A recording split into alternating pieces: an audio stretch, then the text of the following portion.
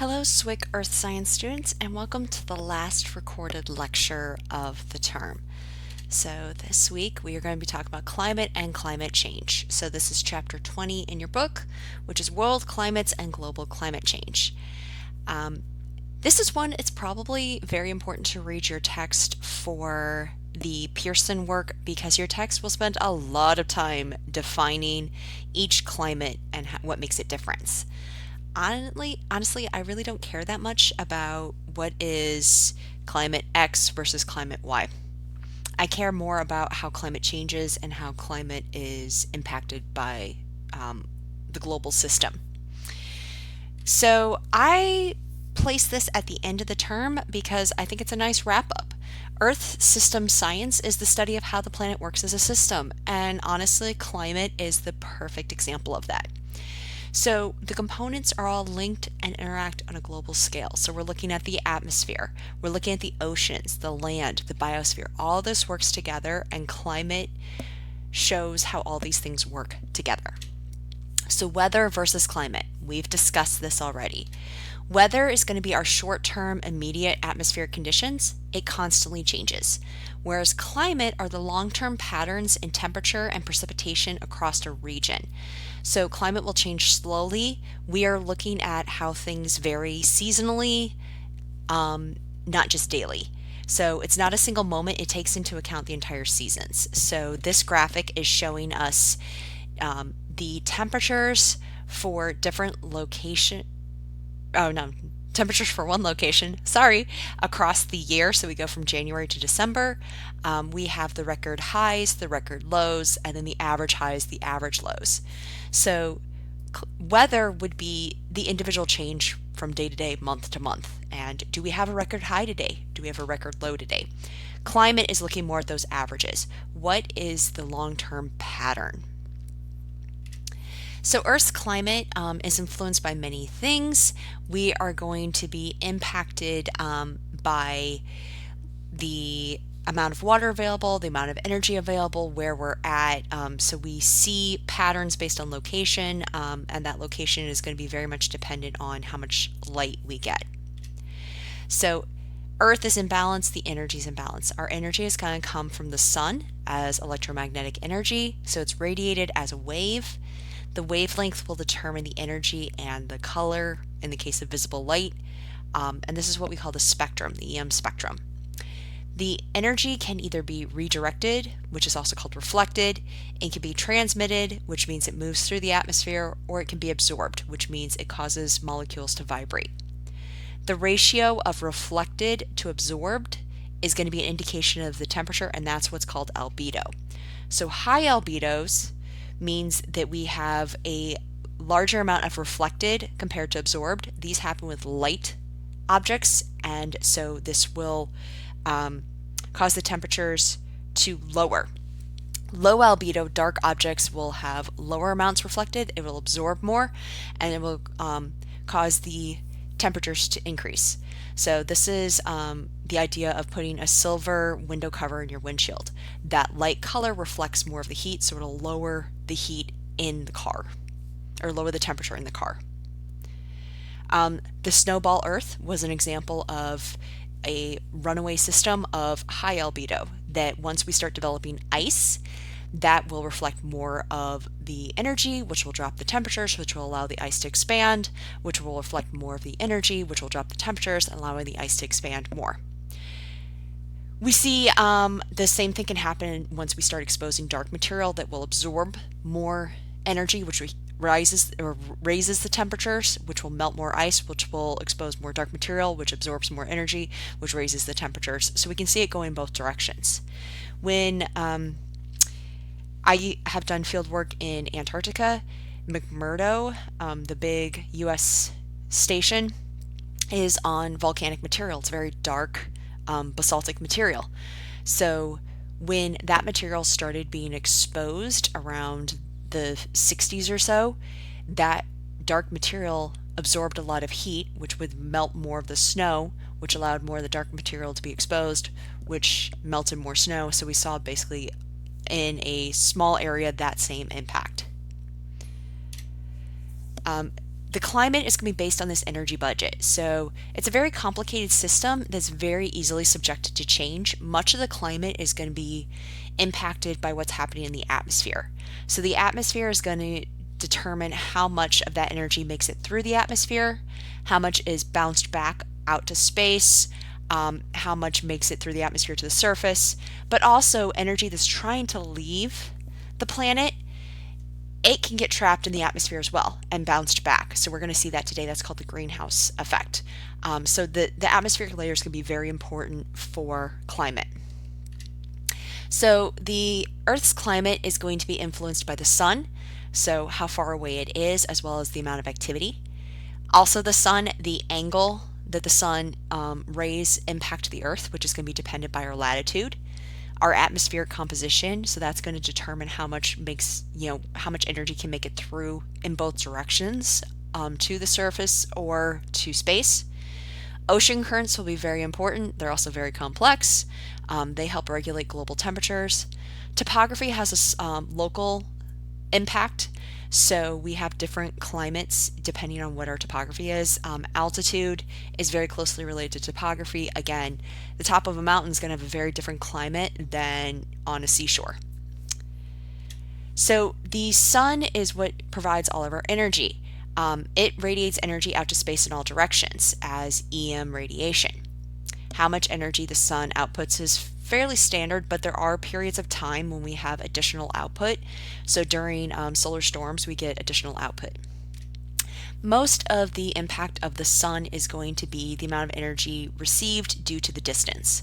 So the Earth sits in what's known as the habitable zone. This means that our temperature allows liquid water. We are close enough to the sun that everything isn't frozen, but we're far enough away that everything isn't vaporized. We are the only planet that sits in the habitable zone for our solar system. I talked about this in the first part of the term. Albedo is going to be the impact of how much reflection we have versus absorption. So the atmospheric clouds actually do have a fairly high albedo, so they can reflect quite a bit of energy as well. We see that snow or ice has a very high albedo. Desert has a fairly high albedo as well. Forests, soil, plants have lower albedo, so they're going to absorb more of the heat. So depending on the surface, that is really going to impact how much of the energy is being reflected or absorbed. The incoming solar radiation, it's coming in on a sphere. The planet's a sphere, and it's rotating. So that means that we have varying amounts of solar radiation depending on where we're at on that sphere. One half of the sphere is not getting any radiation during any given time. That's nighttime. But we also don't have a perfectly even distribution of radiation because we're on this rounded surface. And so we get most of our radiation towards the equator, the least of our radiation towards the poles. So latitude is extremely important for the concentration of radiation. If we look at our rays coming in near the equator, the rays are much more vertical, so they're focused on a smaller area, so they're more impactful. Whereas as we move towards the poles, the rays are distributed over a larger area, so there's less energy per unit area. In addition to periodically through the year, we're going to see this, and we have seen this in lab actually, that the parts of the planet don't get any radiation because of the tilt of the planet at 23.5 degrees. Another way of looking at this is if we look at different latitudes, 0 is obviously the equator, 9 degrees north is the North Pole, 90 degrees south is the South Pole. Here we have 4 different data lines. So we have in white the amount that's reflected by the Earth's surface. So we can see that it's pretty consistent everywhere except where we have large concentrations of ice, which are going to be primarily at the poles, especially the South Pole where we have Antarctica. We see the yellow line is reflected by clouds. So again, fairly consistent. We see dips where we have areas without a lot of clouds. There aren't a ton of clouds actually at the South Pole, so we see a dip there as well. We see in red the amount absorbed by the Earth's surface, and we see that this is a parabola with most of the absorption being near the equator, and it gets drastically less towards the poles.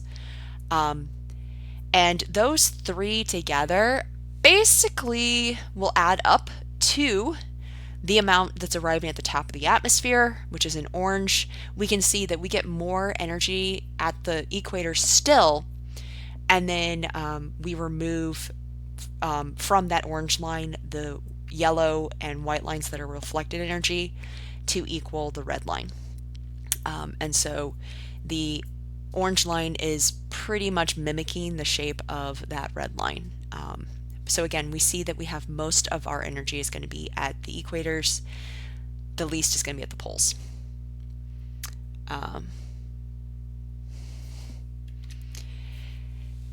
So the tilt of the Earth is the reason why we have seasons. So Earth is tilted at 23.5 degrees. So that means that on the equinoxes, which are March 21st to the 22nd, and September 22nd to the 23rd, the sun is vertical at the equator, which means that we have equal amounts of day and night across the planet.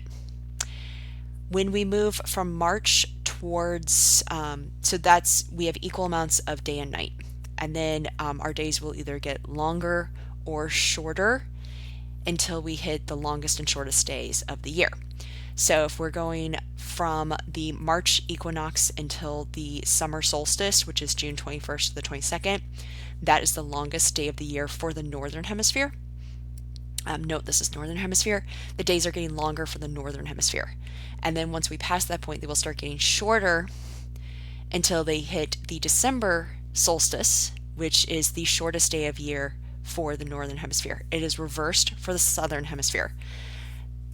Those solstices are the time when the incoming sun is vertical at the latitude of 23.5 degrees. That is the tilt of the Earth. So that is the furthest that the incoming sun can get. The sun cannot be vertical past that 23.5 degrees because that is the tilt of the Earth. So this is what leads to our seasons, why we have winter and summer, and why they're in opposite hemispheres because of that tilt. So this lower graph is showing us the solar radiation at different latitudes on the vertical. So the 0 is the equator, then we go north up of that and south below that, and then across the horizontal we have the months from January to December. So we can see that in January in the northern reaches it's cold, or we have less incoming radiation. We have our most radiation in the northern part, so the upper part of this graph towards the middle of the year, and it's opposite in the bottom half of the graph. So we can see that in the southern hemisphere we have most of our solar radiation in January and December, which is what the northern hemisphere traditionally thinks of as winter, and then have the least radiation in June and July, which is what the northern hemisphere again typically thinks of as summer. Which is why when I went to Antarctica, we would go around Thanksgiving and be there in December, because that is summer in the southern hemisphere. An important part of the Earth's climate is going to be the atmosphere. So we have permanent gases that form a constant proportion of the atmosphere. These are in the first two columns. And then we have variable gases that have a changing proportion in the atmosphere, which are in the second set of columns. The variable gases are what are going to be most important for climate because they change. So nitrogen, oxygen, and argon make up 99% of our atmosphere. Primarily nitrogen. So nitrogen it's unimportant unless it forms into other compounds. Oxygen is about 21%, as either O2, which is what we breathe, or O3, which is ozone. Oxygen is necessary for life. Ozone is important in the atmospheric system. It forms a protective layer for us. Hydrogen is the only remaining permanent gas that is reactive. We don't have a ton of hydrogen in our atmosphere. Variable gases are only a small volume of the atmosphere, but they play a very important role in climate. So the greenhouse effect is this idea that the atmosphere can trap gases and therefore, or the atmosphere can be composed of gases that will trap radiation and therefore prevent it from leaving, which is what happens in a greenhouse. So the amount of sunlight the Earth receives versus the amount of sunlight the Earth reflects is going to determine the temperature. So some of that reflected sunlight gets retained by the atmosphere, and that is the greenhouse gas effect. So we see that the Earth's energy balance is not in equilibrium. We have more heat coming in than is being lost. We're trapping heat. So certain gases do this. So this is water vapor, carbon dioxide, methane, and CFCs. And this is the greenhouse gas effect. It is a natural process. Look at Venus. Venus has the strongest greenhouse gas effect of any planet in the solar system, and we are not over there messing up Venus. So it is a natural process. The part about the greenhouse gas that is alarming on this planet is that it is increasing at unnatural rates. So this is, we have, I will show you this throughout today's lecture. We have noticed, or we have observed and recorded greenhouse gases drastically increasing since the Industrial Revolution, and some of the gases that we now can measure in the atmosphere were not present before the Industrial Revolution. So it's not the fact that there are greenhouse gases, it's the concentrations and how fast they're increasing that is alarming. So we can see in this table that CO2, carbon dioxide, is one of the most important greenhouse gases, and it is increasing at about 0.5% per year. That can go up or go down, but it is continually increasing. We see that the CFCs are increasing much faster. They are 4% per year. Luckily, they don't have as much of an impact because they're lower in concentration. So a greenhouse gas, in simple terms, is a gas that has the capacity to trap heat. In complex terms, a greenhouse gas is transparent and visible light, but reflects or absorbs in the infrared. So the short wavelength radiation from the sun can move through, but it absorbs the long wavelength radiation and radiates it from the surface. So it basically reflects it back. So we are trapping our energy that should be reflected back out to space, and so it's being trapped within the atmosphere, which is increasing global temperatures. So the net effect of a greenhouse gas is a function of its potency, so that's like how much punch does it have, and its abundance, which is how much of it is there. So CFCs have a really high potency. Luckily, they have a rather low abundance. Carbon dioxide has one of the lower potencies, but it's got a lot of abundance. So here we can see that there is 60% water vapor in blue.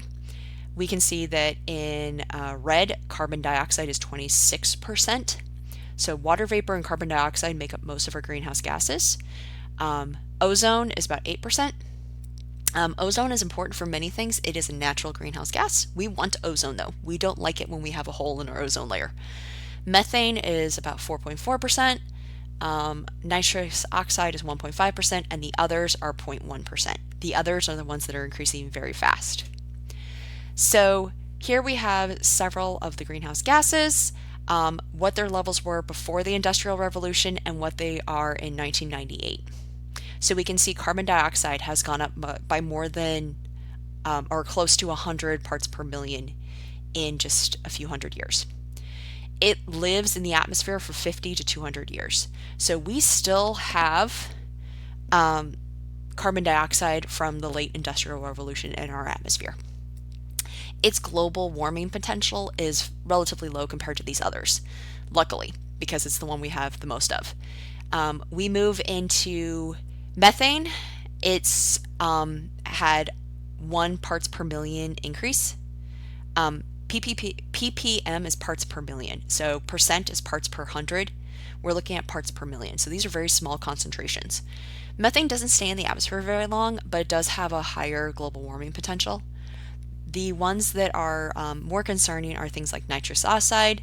We do see an increase in that. It has a much longer residence time, 114 years, and a much higher global warming potential. And our CFs, a special type of methane that is from fluoride and sulfur hexafluoride, so both of these have fluoride in them. They are in parts per trillion, so they're very low concentrations, but they stay in the atmosphere for extremely long times, and they have a very high global warming potential. And this last one, the sulfur hexafluoride, was not present before the Industrial Revolution. And now we do see it. So that indicates that this is coming directly from human causes. So one of the saving graces is that these very impactful gases are not very voluminous in the atmosphere, because while they have that potency, they have that punch, there's not a lot of them. They have a low abundance. So the one we're most concerned with is carbon dioxide because of its high abundance. So climate is determined by these very complex interactions. We are looking at solar input versus what's being reflected back to the earth. We're looking at amounts of rainfall, amounts of evaporation, volcanic activity can impact this, the biosphere can impact this. So it's a very delicate system, and it depends on many movable variables, so that's why it's a very sensitive system. So climate is going to be those characteristics that are atmospheric conditions over a region over a long period of time, particularly temperature and moisture content, whereas weather will be the atmospheric conditions for a given region for a short period of time. Weather will change quickly, climate changes much slower. These are the climate belts. These are some of the particular types of climate. Your textbook goes into what each one is. We can see the same types of climate across the globe at similar latitudes. So these climate belts are somewhat controlled by latitude, but there are other factors as well. So like we can see deserts at places other than just one given latitude band. We only see ice caps at the extreme latitudes. We tend to see the tropical wet dry in the tropical latitudes on both sides of the equator. Equatorial wet tends to be real close to the equator. But we do see some of these more spread out, but they do tend to cluster into these bands. So the simplest way to define climate is going to be temperature and precipitation, but truly climate is more complex than that. One of the important things is to look at the annual cycle. So there are differences between, say, equatorial wet and monsoon. And it has to do with the concentration of, one of the big things is that equatorial wet is pretty wet most of the time. I have been here in this equatorial wet, and I will tell you that it's basically rainy season and less rainy season. There isn't truly a dry season. Whereas monsoon has probably average about the same amount of precipitation, but it's more concentrated, that you have all of your precipitation happening in just a few months, and you do have a true dry season. So you do have these slight variations, and one of the important things is looking at the seasonal variations. So when we're studying past climate, we are going to look at the data, preferably. So we can look at the instrumental record. So this is where we have actual data points. So starting at about 1880, we do have temperature records. So we have temperatures. Other readings like gases, precipitation, etc. are going to be later. So our instrumental record is pretty short, actually. It's a little over 200 years, 240 years for temperature. It's much less than that for other readings. We can look at the historical record. So the historical record is data that's going to be inferred from writings. So someone writing in a journal talking about the amounts of rainfall or the temperature changes. So this would be looking at things like the year without a summer in 1815 due to Tambora's eruption. We're looking at journal entries and writings of the time. Because 1815 is before our instrumental record of 1880 for temperature. The more powerful thing, though, because anytime you're inferring something from someone's writings, you're introducing some bias. You're introducing the original author is writing it from their point of view, and then whoever's interpreting it is putting their own point of view in it as well. So it's better to use things that are called paleo records, or paleoproxy records. So we are looking at what we call paleoclimatology to study that past climate. So we use proxies to estimate the climate. So these are going to be things like tree rings, Ocean sediments, ice cores, fossil pollen, corals, and carbon-14. So many of these things we can date because they will have carbon-14 in them, and then we can give a date to it. Some of these will give us an actual temperature reading because of isotopes. Remember, isotopes are those atoms that have varying numbers of neutrons, so they may be heavier or lighter than the typical atom. And then we can also look at all these other things. So I will go through most of these. So tree rings. Tree rings are pretty obvious. Trees grow by adding rings out. And so we can age a tree by counting the number of rings. You've probably heard of that. The other thing about the tree rings is their growth, the thickness of that ring will be determined on the how well the tree did that year. So if the ring is thick, that means the tree had optimal conditions to grow. If the ring is very thin, that means that the tree did not have good conditions. It was probably like a drought condition. So we can get dates, but then we can also look at, the amount of precipitation and temperature based on how well the trees were doing. And the thing about tree rings is that all of the trees in an area are growing in the same conditions. So they should have similar patterns in their rings. So we can actually take samples from present trees, find similar patterns in dead trees, and go back further. And we can go back into preserved trees even further. So for example, here we're looking at a living tree, comparing it to a deadfall tree to get a little bit older, and then we can actually compare it to logs that are preserved in structures to get even further back. And we're going to move back by being able to correlate sections of the same growth so we can make our record continuous. And again, this is telling us the temperature and precipitation conditions. Ocean sediments are important because we can see fossils in them. We also get isotopes in ocean sediments, so particularly oxygen isotopes. Oxygen isotopes are going to tell us temperature. So it's called delta 18. I think it's delta 18. But there are certain oxygen isotopes that are heavier than regular oxygen. So oxygen normally is 16. Some of them are heavier. Some of them are a bit heavier. We get those in certain temperatures. And so when we have a higher concentration of those heavier isotopes, that tells us what the temperature was. Ice cores are a very valuable tool. So this image is showing cutting an ice core. It is literally kept very, very cold because, that's hence the cryosuit, because we want to preserve the ice as is. We don't want it to melt. This other picture is the storage room for the Antarctic ice cores at Ohio State University. It is quite cold. We were there in, I think, like August. So none of us were really prepared for the cold. So we walked into this ice core wearing not what we would have normally worn if we were going to go into a deep freeze. Ice cores are powerful because they too contain isotopes, but they also can trap gases. So ice cores can trap CO2. So we're basically getting within the ice, we have bubbles. Those bubbles have trapped the atmosphere at the time the ice formed. So we have a record of the past atmosphere, which is a very powerful tool. So this very powerful tool will give us basically the amount of carbon dioxide. Carbon dioxide is a good proxy for temperature as well. So this bottom graph is showing us the temperature variation in green and carbon dioxide concentration in red, and we can see that they mimic each other very well. So when we see increases in carbon dioxide, that tells us we have increases in temperature.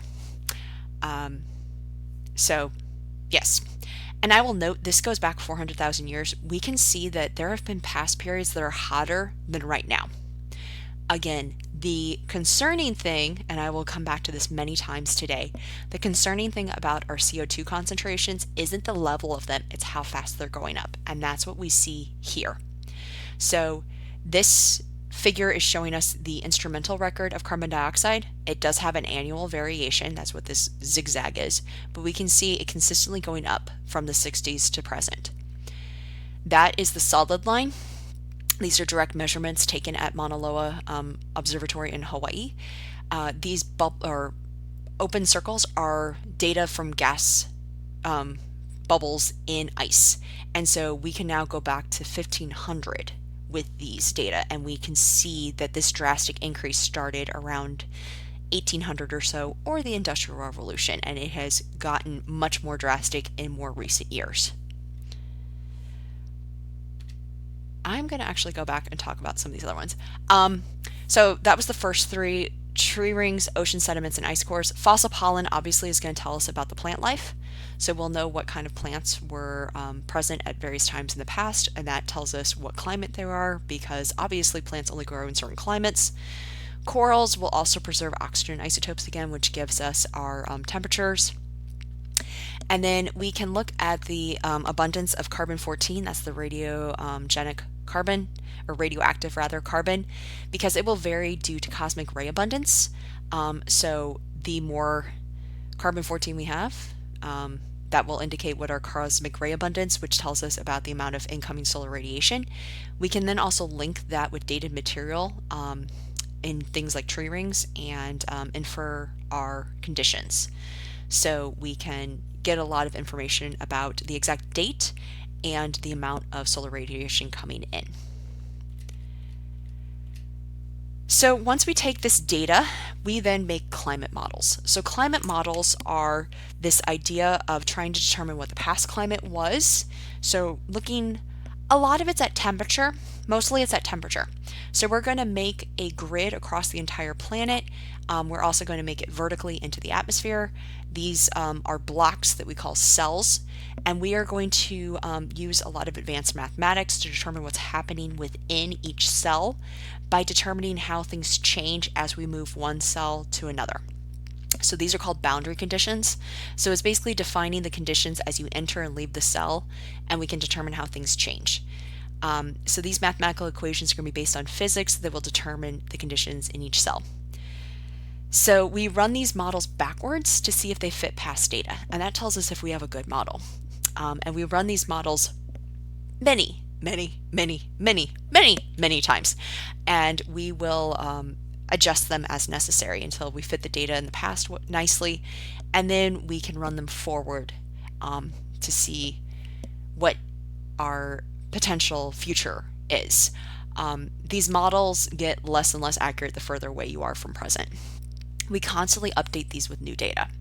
So what we see here is an example of models that are looking at the temperature anomaly. The black line is the observed temperature anomaly. The yellow lines are each individual model run, and then the red line is the mean of 58 runs. So we can see that the mean of the runs are mimicking the shape of the observed data fairly well. We're missing some of the short duration deviations from that trend. So for example, especially in the 20s and 30s, there's a lot of up and down. We're missing that. As we get closer to present, we're getting much better, that we actually are catching most of those. Some of these short-term deviations are due to actually volcanic eruptions. That's what these vertical dashed lines are. So for example, Mount Pinatubo is what was responsible for this drop in temperature right after 1991. And we see several of those that cause these. So this model is pretty good. It could be improved, but it's more accurate as we get closer to the present, which is also when we have better and more data. We're incorporating other things. These early parts are really mostly based on, we only have temperature data. We don't have as much data to go into the model. Global warming is an old term. I don't like this term very much. I prefer the term climate change. Global warming is the observed increase in the average temperature of near-surface land and ocean environments on the Earth during the past 60 years. The source I was using for this was published in 2015. Let me just point that out. So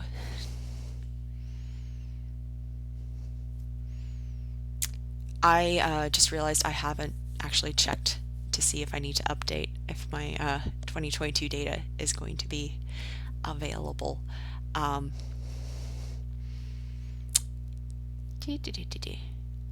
I want to do that now? I am going to pause now so I can go check that. Okay, sorry, this reminded me that I hadn't checked, and yes, the 2022 data is now available, which I will show you online instead of in the PowerPoint. So basically, we are seeing that this thing published in 2015, which was probably using data that was a little bit older, was saying that the 2000s was the warmest decade in the past 142 years according to historical records, and the past 1,000 years according to geologic data. The warmest decade on record was 2000 to 2009. 2005 was the warmest year. 2007 and 2009 tied for the second warmest years. 2003, 2, 3, and 6 were very close to 2007 and 2009. 2008 was the coolest year of the decade because of strong cooling. I want to I want you to kind of remember those years, because I will point out that that is no longer the case. This is older material. So if we just look at temperature, to measure surface temperature, you're either looking at having many weather stations equally spaced on Earth and averaging them out, or having instruments that can measure the entire Earth at once, which is space-based. So we have better records of global temperature in recent years because we have those space-based temperatures. Here we're looking at a modern temperature record. So the black line is the annual mean, the red line is a 5-year running mean, so basically averages out some of those small term variations. We see that there is consistent increase from about the 60s on. There was a slight increase in the 40s that was a bit anomalous. If we pull that out, we see fairly steady increasing from maybe like 1910 on. It is just going up. All right. Another way of looking at this is looking at annual temperature anomalies through 2012.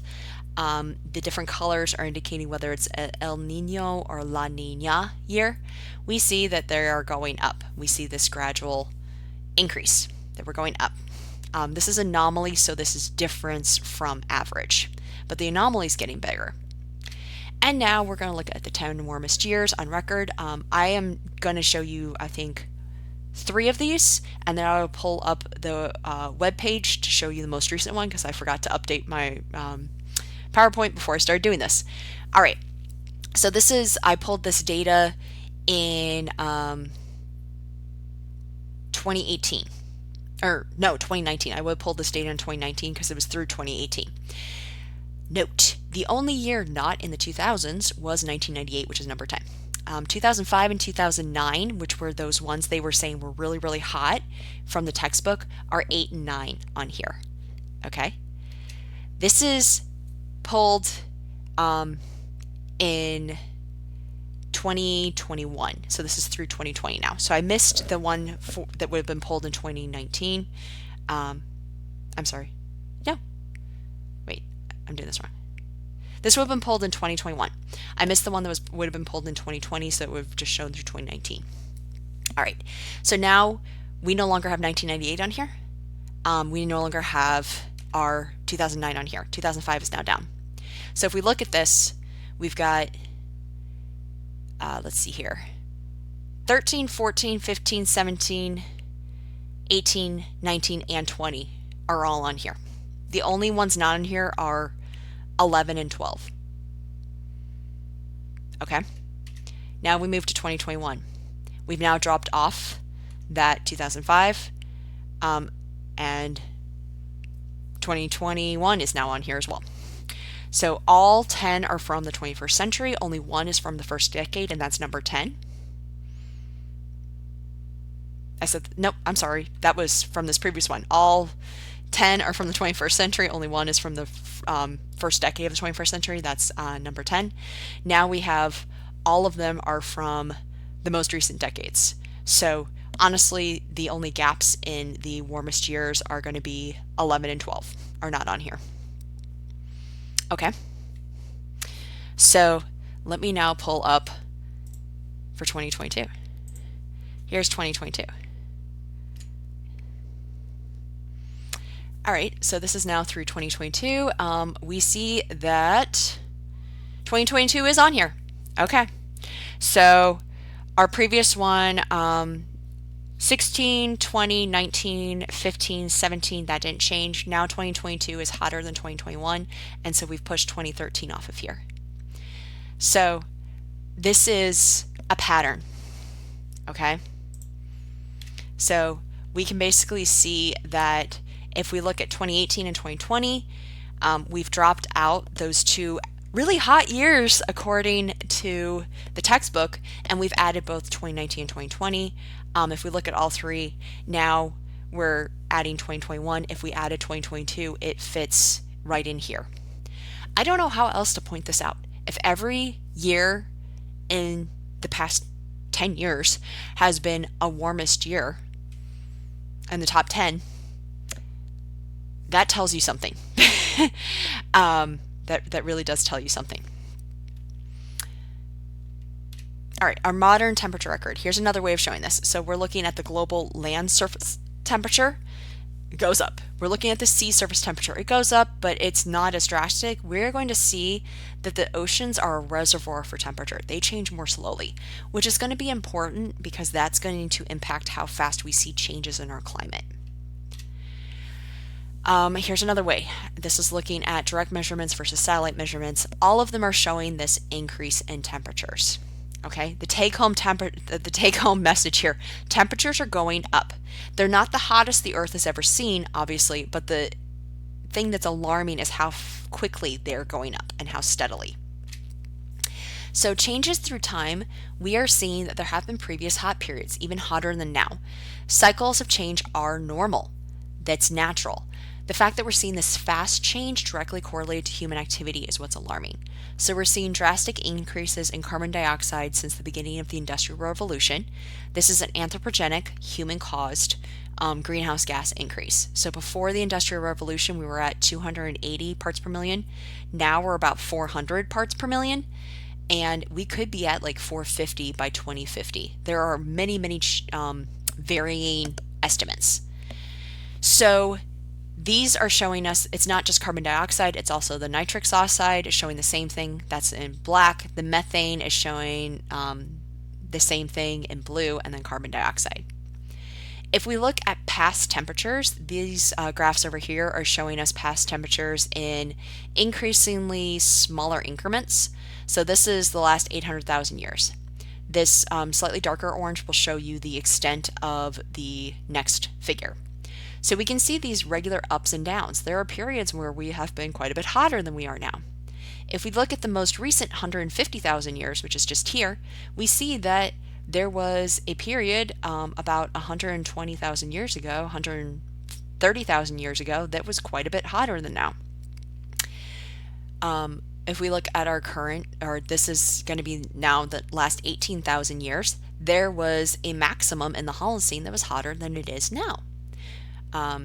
If we look at the last 1,000 years, again, we saw a medieval warming period that was a little bit warmer than now. That was due to sunspot activity. If we look at the last 140 years, this is where we're seeing this increase, this very drastic jump up, and it's that rate of increase that is alarming and concerning. So why does climate change naturally? One of the things are these called Milankovitch cycles, named after Milankovitch. So these are 3 cycles based on the orbit of the planet. So we have what's called the eccentricity, which is changes in the shape of the orbit. So it goes from more circular to more oblong. So it's impacting the distance to the sun. And that's on a period of about 100,000 years. If we look here, we see a cycle on that period. All right. We have the obliquity. This is going to be the amount of tilt. So right now we're at 23.5 degrees, but that can vary. It can go from 21.5 to 24.5. And that changes on a period of about 40,000 years. So this impacts how much light the different hemispheres get. So when we have more tilt, we will get a broader range of that fully vertical incoming solar radiation. If we have less tilt, we get a narrower range. And then the final one is called precession. This is the wobble on the axis, which is about 20,000 year period. This will again impact how much light the different hemispheres get. These are natural processes that will force climate in one direction or the other over long periods of time. There are other things that force climate change climate. So there are various causes of climate forcing. We can have both positive and negative. So climate is easily changeable. Climate sensitivity is the response of climate to a specific forcing after we reach equilibrium. Climate response time is the amount of time required for the response to the forcing to occur. So a small amount of forcing over a long period of time can lead to large change. So on this chart, we are going to see the things that increase temperature in red, the things that decrease temperature in blue. So we see that our greenhouse gases increase temperature. But we do have things that decrease temperature. Aerosols will decrease temperature. Aerosols will reflect incoming solar radiation, and so they will drop the temperature. They are not able to counteract the increases though, so while we do have some negative climate forcings on this chart, it's not enough to impact or reverse the positive climate forcings. This is another basically the same information. So we do have some natural, and we also have anthropogenic forcings. So again, the greenhouse gases are going to be the positive forcings. They are making temperature increase. Our aerosols are basically making temperature decrease. Over here we have the net anthropogenic component, which is largely increasing. The amount of aerosols we're putting in the atmosphere is not enough to counteract the fact that we are increasing these greenhouse gases. Aerosols also aren't terribly good for ozone. So climate is one of these cases where we can have these feedbacks. So feedbacks are basically where the thing that we're doing will either continue to make itself happen or it will cause itself to stop. So a positive feedback is a runaway effect. So that means that whatever the action is, by doing that action, it causes that action to continue. Whereas a negative feedback is that the action actually will be stabilize itself and cause the action to stop. So some examples of positive feedbacks: if we increase carbon dioxide, that means the climate will warm up, which means that we have more forest fires, which will put more carbon dioxide into the atmosphere, which will then make the climate warm, which will increase more forest fires. So this is positive, it keeps going. If carbon dioxide goes up, the climate will warm. We will thaw permafrost, which will release methane, which is also a greenhouse gas, which will cause the climate to warm. Which, again, we go back to the start. If carbon dioxide goes up, note the carbon dioxide's the bad one in all these. The climate warms, ice will melt. This will decrease albedo, which will cause the climate to warm, which will increase our carbon dioxide, and so on. So these are things that by starting this action, it causes something to happen that will keep the action moving forward. Negative feedback is a self-regulating. So as carbon dioxide increases, the climate will warm. This causes rock weathering to increase. Rock weathering can actually capture carbon dioxide, which will cause a reduction in carbon dioxide. Is this negative feedback enough to counteract the things that are other things that are increasing carbon dioxide? No. However, this particular one does cause it to decrease. Carbon dioxide increases, which increases plant productivity because plants breathe carbon dioxide. They take it in. And so that ultimately reduces carbon dioxide. Is it enough to counteract all of the other increases in carbon dioxide? Also no. But this is why people are encouraged to plant things in order to reduce emissions. So natural forcing can't explain current warming.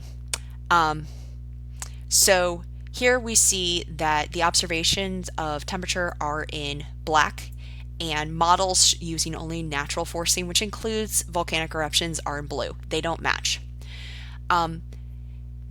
The point isn't that the greenhouse gases are increasing. The point is, why are they increasing? The point isn't that the temperature is increasing. The point is, why is the temperature increasing? We see that we don't have a match if we only use those natural forcings. If we include the anthropogenic increase in greenhouse gases, now we can explain this increase in temperature. So it's not the fact that it's happening, it's why it's happening that is so important. So how quickly can climate change occur? Abrupt change is fairly unlikely. The oceans are a reservoir for climate behavior. They are very slow to change, which is both good and bad. The ocean is a conveyor belt. So this is the global circulation of ocean water. So we move cold water from the poles to the more equatorial regions. That will warm up as it moves to the equatorial regions. Warmer water will be shallower. As it cools down, it sinks. So basically, this is very similar to the atmospheric circulation, and we're going to see this movement of basically we're regulating global temperatures by moving the water in these currents. It also changes the salinity of the water because as the water cools, it will form ice. The remaining water will become saltier because the ice is going to be forming out of the fresh component. So we're basically pulling out the fresh water and leaving saltier water behind. That saltier water is denser, so it will sink. It's also colder. And then that will flow back south. So this is why we see that Europe is warmer than it should be for its latitude. Because we have this warm current that comes up here. The oceans also have thermal inertia. It takes a lot more time for temperatures to change in water. So you can, if you've ever jumped into a swimming pool on a really hot day, you'll notice this, that your swimming pool does not warm up nearly as fast as everything around it. That water's still cold even in July and August. The same thing is true of our oceans. So we can see down here that we see much less variation in our temperatures in the ocean than we do on the land surface. And this means that the oceans basically are keeping the temperature from having the drastic swings that we otherwise would see if we only had land surface. And again, we have these ocean currents that circulate cold and warm water around the globe. And this helps regulate global temperatures. So this is looking at the the Atlantic currents in particular. This again is why, if you compare Northern Europe to where it's at latitude-wise, it should have a much more drastic climate than it does. Northern Europe has a very mild climate compared to similar parts of North America because of this warm water. Humans and global warming. Warming is occurring. Hopefully I have convinced you that humans have an impact on this. Humans have this discernible influence on global climate. So the mean surface temperatures of the Earth will likely continue to increase by several degrees in the 21st century. And remember, a degree Celsius is larger than a degree Fahrenheit. So this is a pretty drastic increase. Our actions are leading to these increases in greenhouse gases, and these greenhouse gases are trapping heat. There are other types of forcing, so there is solar forcing. So the sun plays a small role. The medieval warming period was due to slightly increased solar radiation. The Little Ice Age was a slight decrease in solar radiation. This is not what is causing the continual uptick in temperatures that we observe. Volcanic forcing is observed and recorded. So a large volcanic eruption ejects enough particulates into the atmosphere for temporary cooling because it blocks incoming radiation. So we saw a little over 2 degrees of cooling in the year following Mount Pinatubo's eruption. But anthropogenic forcing is the primary one. So our greenhouse gas emissions. And then we do have minor cooling due to those aerosols. What happens due to climate change?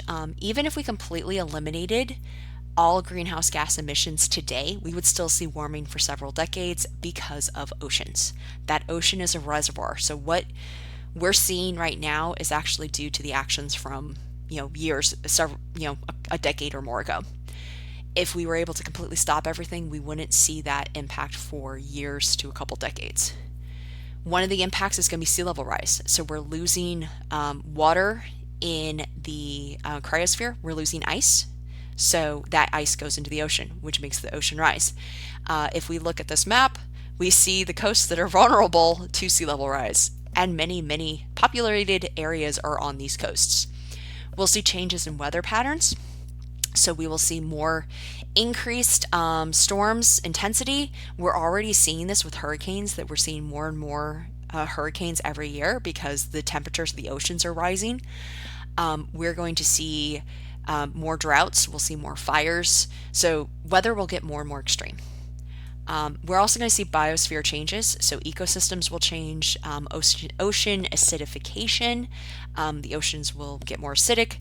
Species have to adapt. We're going to lose species too. We've already lost some species. So sea ice will reduce. So this is looking at the extent of daily sea ice. So sea ice is ice that is annual. It goes away and disappears. It is not grounded ice. So this is like at the North Pole. So 2020 was this graphic is from 2020. 2012 was a record low. That's the orange line. 2020 was at times lower than 2012. The kind of 20-year, 30-year average is in the blue. This is alarming. So this means that the ice is just not as extensive. There are many species that depend on that ice. That ice also helps regulate temperatures. So if we lose that ice, it's going to change our temperatures. And again, it also impacts the ocean levels. So we also see that glaciers are retreating. We're seeing the loss of sea ice. Ice shelves, which is grounded ice, are also shrinking. So these lower maps are showing us 1980 versus 2012, that record low extent of sea ice. So we can see that we have significantly less sea ice, which any creature like polar bears that rely on that sea ice for survival are in trouble. This is two pictures showing the exact same location.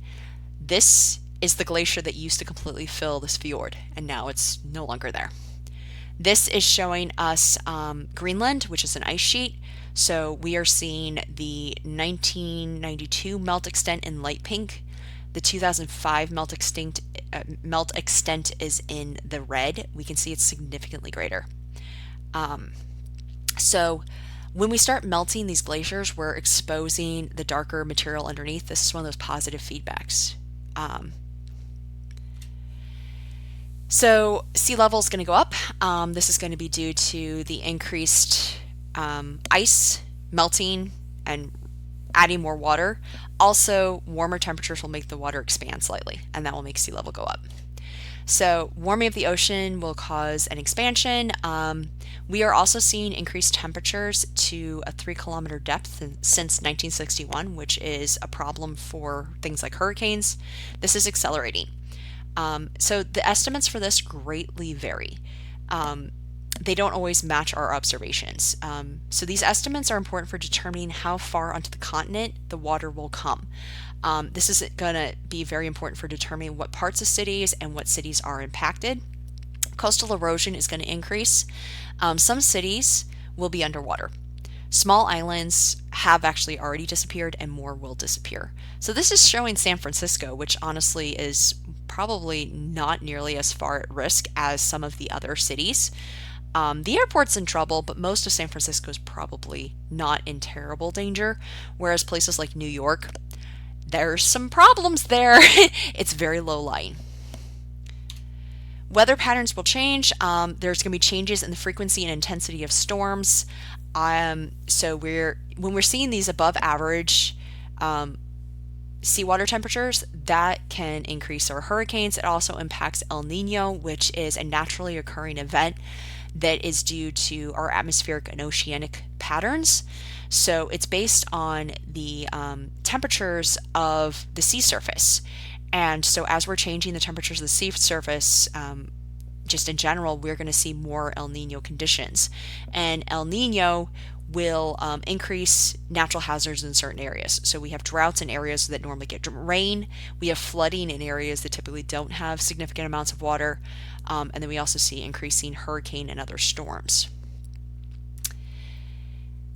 Other weather pattern changes. So changes in the decadal oscillations of the oceans are actually reasons why we can get record cold in certain areas during warming periods.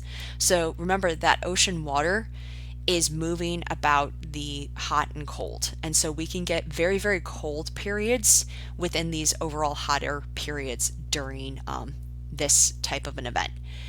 This is a more immediate observation, so it has a larger effect in the short time span than that overall global warming. So we will have that record cold snap during a overall higher average temperature year. We also see changes in precipitation patterns. So some areas will have increased precipitation, others will have decreased. Everything's just going to get harder to predict. Another problem is going to be ocean acidification. So the ocean is getting more acidic, which is not good for ocean life. So we are seeing that the pH is going to decrease. Low pH is acidic. So this chart is showing us that, again, same thing I've shown you before, CO2 is going up. So the CO2 in the seawater is also going up, which means that the overall pH, the acidity will go down. I'm sorry, the pH will go down, which means it's more acidic. So I'm going to jump to this middle one. About a third of the carbon dioxide gets dissolved into the oceans. This will form carbonic acid. That acid dissociates to bicarbonate and hydrogen. The increase in the hydrogen cations, makes water more acidic. We've seen a 30% increase in this over the past 15 years. This is not good for things like coral reefs. Ecosystems have to change and adapt to new temperature and precipitation amounts. So we're seeing more mosquitoes, which is not a good thing because mosquitoes spread diseases. We're seeing that northern species are threatened by sea ice loss, so they're moving further south, which is impacting other habitats. Species are moving to different elevations to try to maintain that temperature. So if their latitude temperature changes, they'll try to go to higher elevations, which may not be the best bet for them because you have different vegetation at those elevations. We're seeing increased temperature in the shallow oceans, so we're seeing migration of ocean species as well. So species have to adapt to those warming temperatures. Some species aren't able to move, so that means they have to adapt. They may shift their ranges, so that is slow movement. Spring activities happen earlier, so we will see budding happening earlier. We're seeing that breeding seasons are changing, things like that. And basically, if species need cold, they're going to have to move further north unless it's something like a species that needs sea ice, which means that they have to move to areas where they can actually get their nutrition. So what do we do? It's a big problem. It is a big, big problem. First, we have to identify the cause of the change and accept the cause of the change and, acknowledge this is an issue. We need to do something. So we have to acknowledge the greenhouse gases are our culprit. Much of the world has acknowledged this, not everyone. So there's the Paris Agreement. There are other agreements similar to the Paris Agreement that are agreements between nations that they will try to reduce carbon emissions. The problem is that if 95% of the world agrees to reduce their carbon emissions and does, and 5% of the world isn't, that is still going to be an issue. So not everyone is taking this global problem serious, and it is a global problem, and all parts of the globe are becoming more and more industrialized. So it's not just a few countries that are causing this anymore. It is coming from around the globe. So the main culprit is going to be fossil fuels. So what do we do about that? Alternative energy. So try to use more renewable energy. The big culprits on this are going to be industry. So they are the largest consumers of energy. They really are the ones that need to change. But on a personal level, you can try to make decisions. So in many places, you're able to pick your own energy source. So you can opt to use green energy. I used to use green energy in Pennsylvania. Here in Illinois, it's actually more expensive to buy my green energy than it was to buy it in Pennsylvania. And the funny thing was the company I bought it from was centered in Illinois. Don't quite understand that one. You can try to opt to put solar panels, use other forms of energy. We can also, if we can't get away from fossil fuels, try to use less polluting fuels. So natural gas, we can see, is a less polluting fossil fuel than coal or oil. Also trying to conserve energy. So using better vehicles, using more efficient appliances, using better light bulbs. So you're using less energy, so you're paying less, but it's also better for the environment. These are all little things that can be done to help. The other thing is to think about just your consumerism. We are a very consumer-oriented society. It used to be that people bought, you know, materials, objects, and they were expecting to keep them around for a long time. When I was a kid, our TV got struck by lightning multiple times, and we fixed it multiple times because that TV was expensive and it was more efficient to repair it than to try to purchase a new one. Now, people just purchase a new thing and throw it in the garbage. That consumerism is not good for the planet. We can also try to do something about the carbon. So this is the idea of carbon sequestration.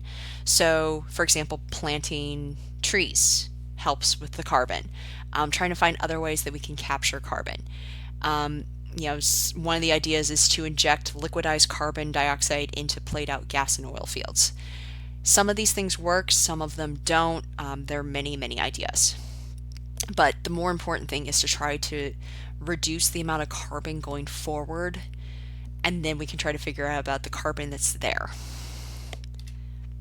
So abrupt climate change is unlikely to happen. So abrupt climate change would be a large-scale change in the climate system that would take place over a few decades or less. So an example would be a rapid change of sea level as a result of changes in glaciers and ice sheets. The other thing that would happen with that would be a rapid loss of ice would change the ocean salinity, which could impact those ocean currents. This is exactly what happens in the day after tomorrow. They are very accurate in the fact that that would cause changes in climate. It would not cause changes in climate over the course of like a day, the way it does in the movie. Droughts and floods due to changes in the hydrologic cycle. Wide-scale droughts and floods aren't as likely, but we will see increases in them. I already mentioned the most one. Abrupt change in the patterns of circulation in the Atlantic Ocean. Rapid release of methane to the atmosphere from melting permafrost and the ocean sediment. That is, we are seeing increases in methane, but a rapid release, again, is unlikely to happen. So these questions are being addressed, but this abrupt change is not likely to be the issue. Global warming, that increase in greenhouse gases is the issue we have to acknowledge and take responsibility for changing, and it's up to us. So the changes we're making today are not going to have a visible impact for years. And we need to acknowledge that and just say that we're going to make the change. It's not a situation we can put off. We didn't cause this, but we have to fix it. And I'm saying we collectively. I have a 75-year-old aunt that I've mentioned many times. The number of times she has said to me that, oh, I don't have to worry about that, I'll be dead. It's like, yeah, that's great. You caused this, though. Your generation is the one that caused this. And now my generation has to fix it. That is an attitude that you can't have anymore. We have to have this attitude that we need to fix this. We need to do something about it. So here are some IPCC projections for the late 21st century. So the upper ones are virtually certain, and then they get less likely as we go down. So we're going to see changes in our temperatures, obviously. Permafrost is going to decline. We're going to see ocean acidification. Glaciation is not going to, new glaciation is not going to start for a long time. Sea level will rise and continue to do so.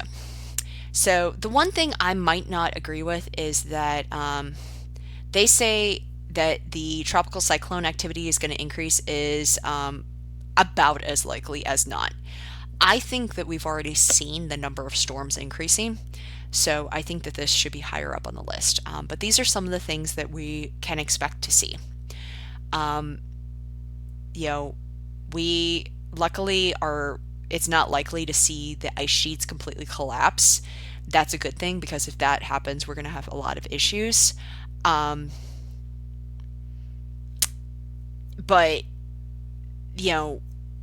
we will see these impacts, especially the upper half of this, and we have to acknowledge that. So here are a couple of projections. So these projections are showing us our ideas of what the temperatures are going to be like by decade. These are three different projections showing us the temperatures for 2020 to 2029. versus 2090 to 2099. So we're basically seeing a decadal projection in the 2020s versus the 2090s. And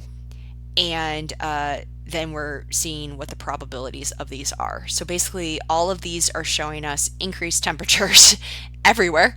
And the top one is the less dramatic of them, but we see increased temperatures. One of the things to note is that the higher increases tend to be towards the poles, which is a little alarming, especially in that 2090 to 2099.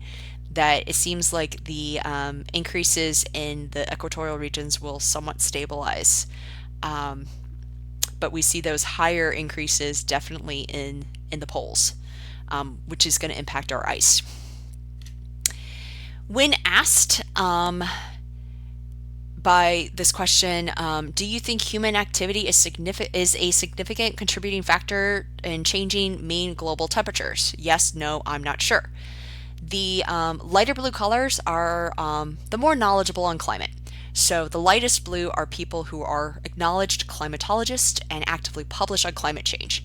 They have the highest consensus, saying it's like 98% of them say, yes, humans are doing this. People who publish on climate change but aren't acknowledged as a climatologist is 90%. People who are publishers on anything is close to 90%. Climatologists is also close to 90%. I'm not sure who the non-publishers, non-climatologists are. But basically the only people less than 60% sure that yes, humans are doing this are the general public. The only people that really in any statistically significant number say no are the general public. So scientists have a consensus that yes, humans are responsible or are not responsible, are a significant contributing factor to changes in global temperature.